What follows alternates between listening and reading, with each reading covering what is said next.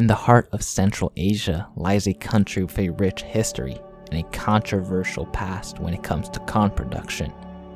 It's caused great prosperity, but an environmental cause that we can't ignore. Today we delve into the story of how the corn industry started in Uzbekistan, its impact and consequences.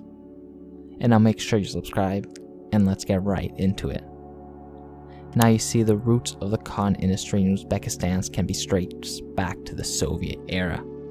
You see, the Soviet Union at the time was the largest communist country in the world, and they had a planned economy, with planned sectors for different geographical regions. Uzbekistan was a part of the Soviet Union, and during that time corn became a strategic crop, driven by the need to supply raw materials to the textile mills of the Soviet Union. Vast stretches of lands were transformed into cornfields, and the industry flourished under centralized planning and state-controlled production. Back then, corn was considered the white gold of Uzbekistan. It provided employment for thousands of people and contributed to the economic growth of the region. However, the rapid expansion of the corn industry came at a cost. Environmental consequences were overlooked as extensive irrigation systems were established, leading to the depletion of water resources. Pesticides and fertilizers were overused, causing soil degradation and negative impact on human health. You see, corn was never supposed to grow in Uzbekistan. It's a desert, but the Soviet Union wanted it, and they were ready to transform a whole ecosystem for their goal.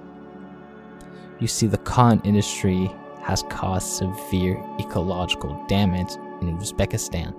The Aral Sea, once the fourth largest lake in the world, has shrunk dramatically due to the diversion of water for irrigation, leaving behind a landscape of devastation.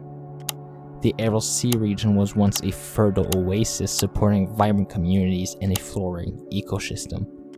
However, in the pursuit of corn production, rivers that fed the Aral Sea were diverted to irrigate vast cornfields, causing a catastrophic imbalance. As the rivers were diverted, the sea started to shrink rapidly, leaving behind a desolate landscape and decimating the once thriving fishing industry. The disappearing waters exposed the seabed, releasing toxic chemicals and salts, creating an environmental catastrophe. The consequences of the shrinking Aral Sea are dire. The increased salinity levels in the exposed seabed have led to the desertification of the surrounding areas.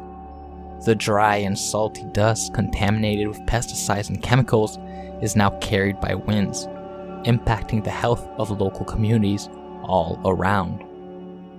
The toxic dust storms not only pose health risks, but also affect agriculture, exacerbating the very issue that initially drove corn production in the region. The once fertile land now struggles to sustain crops, perpetuating a cycle of environmental and economic decline. In recent years, efforts have been made to restore the Aral Sea and mitigate the damage caused by the corn industry.